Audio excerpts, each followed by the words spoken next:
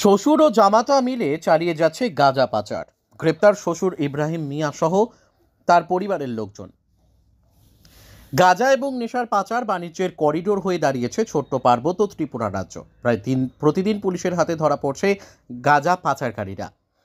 নেশায় দিনের পর দিন ধ্বংস হয়ে যাচ্ছে ত্রিপুরার একাংশ যুব সমাজ। ত্রিপুরা সিপাহীজলা জেলা সোনামুড়া থানাধীন কমলনগর আনন্দপুর এলাকায় গোপন সংবাদের ভিত্তিতে সোনামুড়া থানার বিশাল পুলিশ ও ত্রিপুরা স্টেট রাইফেলস জওয়ানরা গাঁজা পাচারকারীদের অবৈধ গাঁজা বাগান ধ্বংস করতে গিয়ে কুখ্যাত গাঁজা পাচারকারী সাইফুল আলমের বাড়ি থেকে 5টি ড্রাম থেকে মোট 132 কেজি শুকনো গাঁজা উদ্ধার করতে সক্ষম হয়। গ্রেপ্তার করা হয় কুখ্যাত গাঁজা পাচারকারী সাইফুল আলমের শ্বশুর ইব্রাহিম মিয়া সহ তার পরিবারের লোকজনেদের।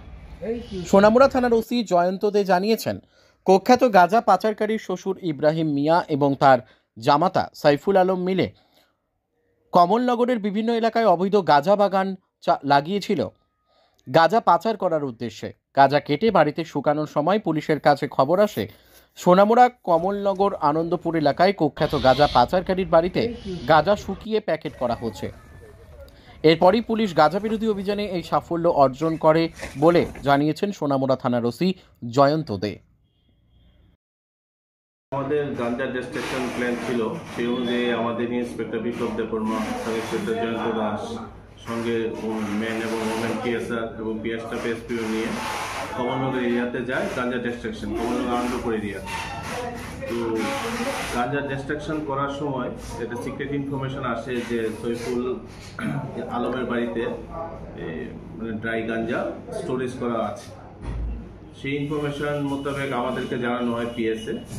সেই অনুযায়ী তখন ওনাদেরকে বলা হয় যে ওই জায়গাতে রেড করতে, মানে কর্ডন করে রাখতে। সেই অনুযায়ী আমরা পরবর্তী সময়ে আমাদের ডিসিএম সোনামুড়া ম্যাডাম অনামিকা দেববর্মা, ওনাকে আমি সঙ্গে নিয়ে ওই জায়গাতে যাই এবং আমরা ওই বাড়িতে গিয়ে 5 ড্রাম ড্রাই গাঁজা পাই, যার মানে অ্যাপ্রক্স ওয়েট 132.6 কেজি। সঙ্গে ওইখান থেকে আমরা ইব্রাহিম মিয়া এলাইস খলিল, ওনাকে আমরা ডিটেইন করি।